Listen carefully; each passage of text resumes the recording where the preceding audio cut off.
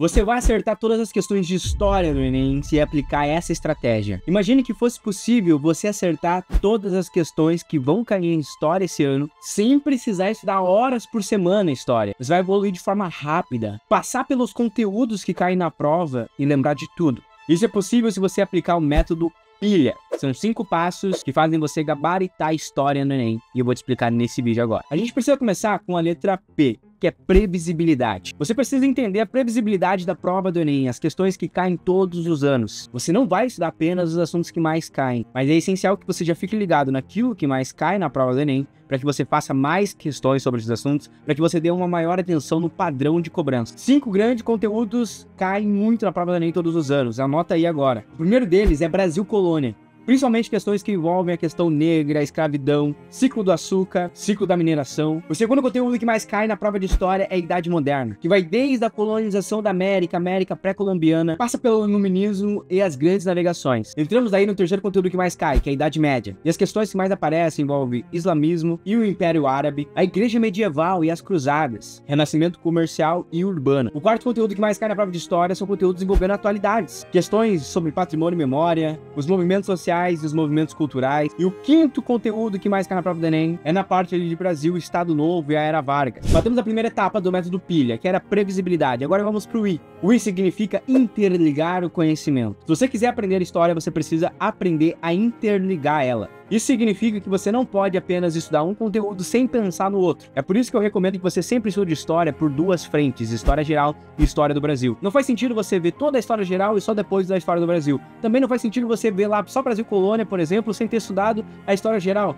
As coisas estão acontecendo ao mesmo tempo. O que está acontecendo no Brasil hoje também está acontecendo lá na Europa. Existe uma interligação dos conteúdos que se influenciam. E aí a gente entra na terceira etapa do método pilha. Já foi P e L. L de linha do tempo. Para estudar história, ao invés de você só seguir o cursinho, ou ao invés de você só pegar os conteúdos que mais caem, tente estudar ela através de uma linha do tempo. A linha dos acontecimentos. É justamente esse método que vai te ajudar a fixar o conteúdo e entender a história como um todo. Você vai entender como um acontecimento passado influencia o próximo. Você vai entender como um acontecimento do presente influencia algo do outro lado do mundo. Você vai parar de decorar datas, decorar nomes, decorar acontecimentos, e você vai começar a entender contextos, entender motivações. Você vai aprender a interpretar uma questão a partir do contexto histórico. Tá bom, Renato, mas qual linha do tempo eu tenho que seguir? Me explica a ordem do conteúdo. E é isso que eu vou te explicar agora. Eu montei uma linha do tempo dizendo passo a passo qual a ordem que você tem que estudar a história, do início até o fim dela. Até o fim não, porque ainda não acabou o mundo, mas até o presente, onde a gente está. Na nossa linha do tempo, a gente começa pela pré-história, que é o paleolítico, neolítico. Esse assunto quase não cai na prova do Enem, então ele pode ser bem rápido. Ainda nesse vídeo, eu vou te explicar sobre métodos de estudo. E conteúdos rápidos, como pré-história, que quase nunca aparece no Enem, você não precisa se matar vendo uma aula de 1 hora ou fazer 50 questões. Basta que você veja um breve resumo e siga em frente. Saindo da pré-história, a gente entra em Idade Antiga, onde você vai estudar os povos antigos. Mesopotâmia, Egito, Grécia, Roma. As coisas vão evoluindo da Idade Antiga e a gente entra na Idade Média. A Alta Idade Média, com a queda de Roma e o Império Bizantino. A Baixa Idade Média, com o renascimento cultural, comercial e urbano. Acontecem as Cruzadas e aí entra a Igreja Medieval. E também acontece a Inquisição. A gente começa a sair da Idade Média e entra na Idade Moderna, com o renascimento cultural. As coisas se aceleram e acontecem as grandes navegações, a expansão marítima, Portugal. Ao mesmo tempo vem acontecendo a reforma protestante, acontece a contra-reforma, o absolutismo, o mercantilismo. As coisas se esquentam em outra parte do mundo e acontece a Revolução Inglesa. Mas espera, a gente está muito focado na Europa, nos Estados Unidos. O que está acontecendo no Brasil nessa época? No Brasil, das grandes navegações vem descendo o Brasil Colônia, iniciando pelo período pré-colonial, descobrimento do Brasil. Esse descobrimento acontece de 1500 a 1530. De 1530 a 1580 acontecem as capitanias hereditárias aqui no Brasil. De 1580 a 1700 é o ciclo do açúcar. De 1700 a 1800 é o nosso ciclo do ouro. As coisas começam a esquentar e aí começam a influenciar coisas lá de fora do iluminismo.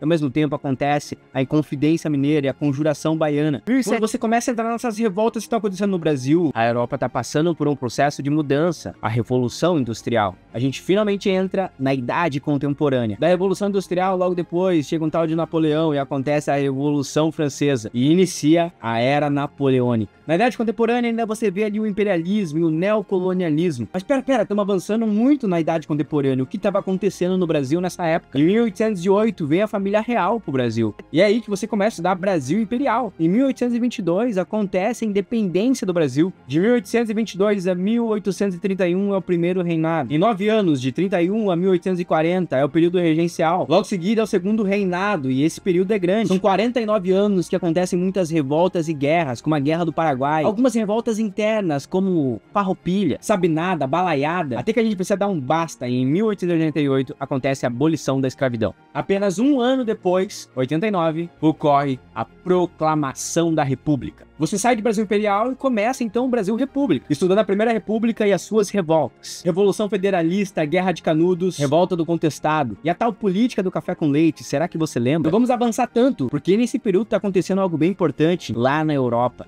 Você deve se lembrar, Primeira Guerra Mundial e Revolução Russa. Então ao mesmo tempo você está estudando a Primeira Guerra e você está estudando o Brasil, Primeira República. Logo depois você vai entrar no período entre guerras e Segunda Guerra Mundial e ao mesmo tempo você vai estudar a Era Vargas, que são coisas conectadas, se influenciavam entre si. Olha, e o Vargas estava sendo influenciado pela Segunda Guerra Mundial. Quando acaba a Era Vargas e também acaba a Segunda Guerra Mundial, a gente entra aqui no Brasil num período ditatorial. Mas antes do golpe militar de 64, tem que lembrar que tem Juscelino Kubitschek e um processo de redemocratização no Brasil. De 64 a 85 tem um golpe militar, temas importantes, AI-5 e repressão, milagre econômico. Lá fora do Brasil, Estados Unidos e Rússia.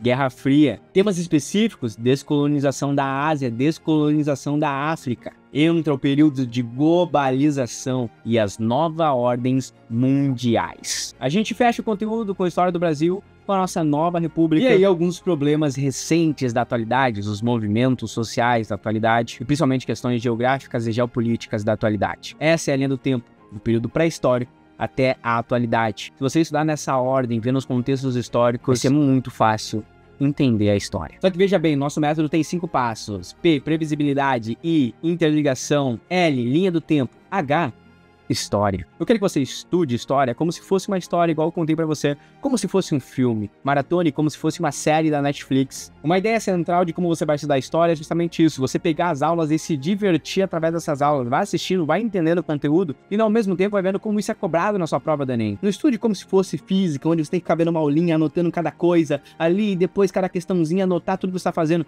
Não precisa. Maratona, entende o conteúdo. Abre a Netflix e assiste aí período entre guerras, Primeira Guerra, Segunda Guerra. Assiste as guerras do Brasil, vê documentário, vê filmes, aprende a história, o contexto político que estava acontecendo, os sentimentos, o que influenciava na época. Você vai ver que as questões do Enem querem exatamente isso de você. Para fechar o nosso método de 5 passos: P de previsibilidade, I de interligação, L de linha do tempo, H de história, A de aprofunde.